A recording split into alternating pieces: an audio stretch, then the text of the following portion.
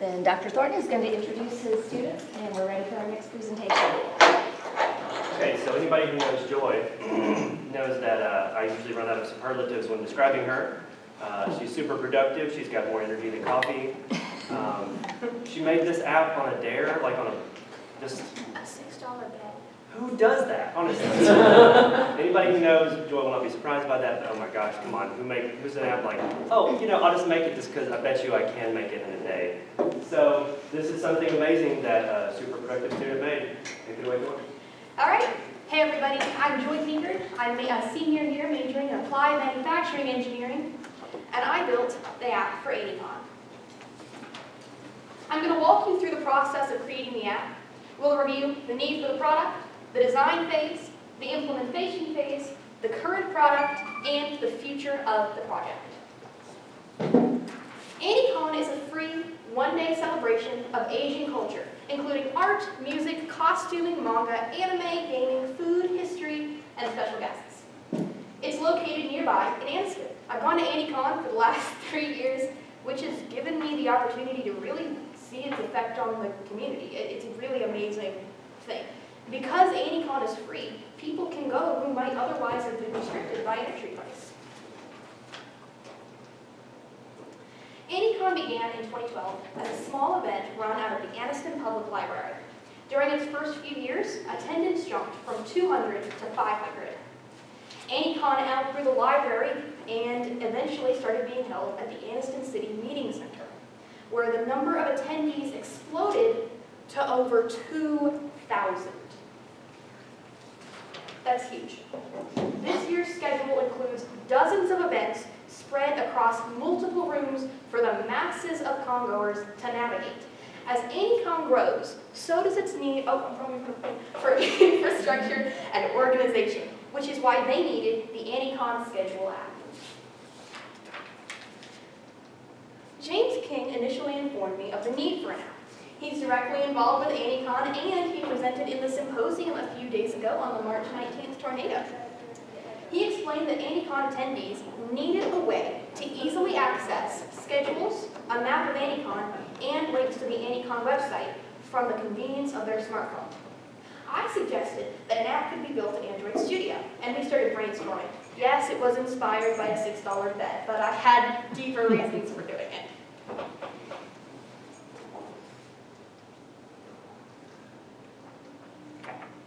So one of the things that drew me to actually designing this app was improving on existing applications. I attended DragonCon last year and had a very hard time navigating their con app. That's their icon for the schedule. It's a swirl. It's not a schedule. If you look at the tab on the bottom of the screen, nothing does what you think it would do.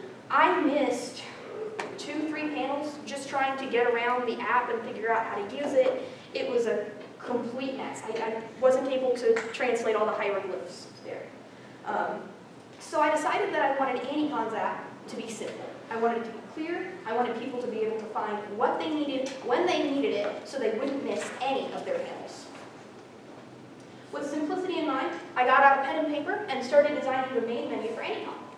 First, I drew a sketch of my idea and ran it by James. Then, I made a mock-up in Android Studio. I polished that by adding graphics, details, and a color palette. I'm actually skipping a few steps in the design evolution process. I had a couple more sketches, a couple more run-bys with people involved. But I feel like this is a pretty good, simplified example of how I work when I'm building applications.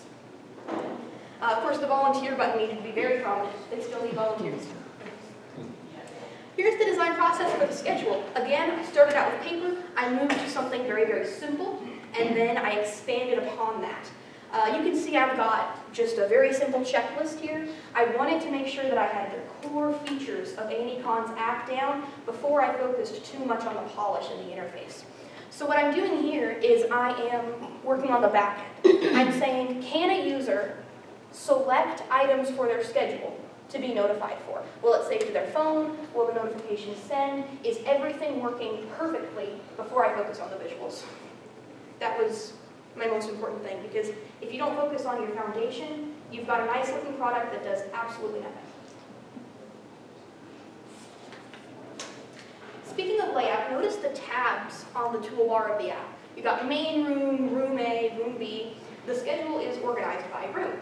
Each tab corresponds to a schedule associated with a room in the Anniston Meeting Center because it's kind of, the rooms are sort of organized by what they host there, right? So you've got an anime room, a main room, a gaming room, stuff like that.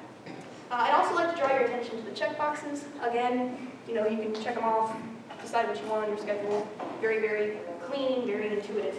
I think it works really good. I wanted to make sure nobody ever misses their panel, for sure. Implementing push notifications was definitely the biggest challenge for this app.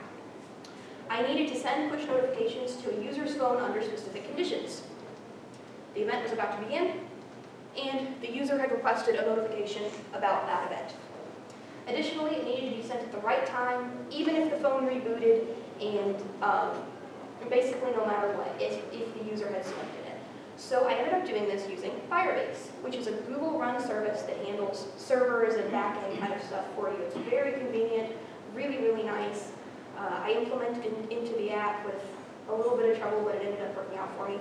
It allows you to target specific device groups and send out messages from a console, which is really cool because you can do it whenever you need to. Great.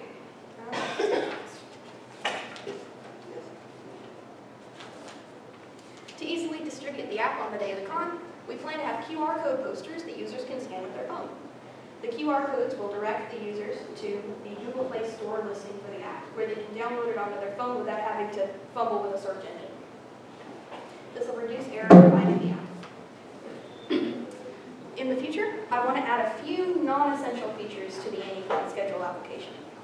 I'd like to add a database so that we can easily edit panels, add them, remove them, change descriptions, stuff like that, without having to hard-code it into the application. Additionally, I would like more pictures of AnyCon in the app. I would really like a slideshow of pictures of AnyCon to put in the background of the main menu when you start it up. I think that'd be really cool. I'd also like to add optional user surveys to gauge interest of different panels at AnyCon, so we can better determine what is really engaging our attendees for next year.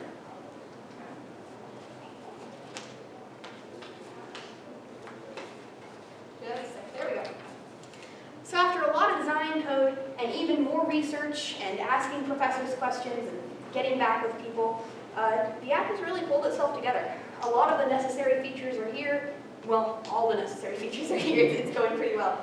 And all that's left is some polish before AnyCon begins on March 2nd. Be there, be square. I'm proud to have hand-to-hand in AnyCon this year. Each of us has a unique skill set, and when we use it to help others, we benefit the community in a special way. I call on each of you to consider how you can use your gifts to contribute to your community. Thank you for your time.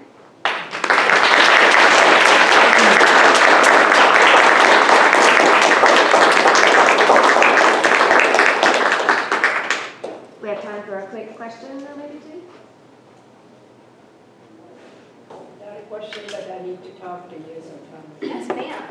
So a couple of things. There is one JSU official is looking for some kind of an app. Let's see whether we could do it or not. Okay. Another one, you have done something for this community. Probably I'll talk to Dr. Thornton about it. Maybe we have to put that one in the community engagement.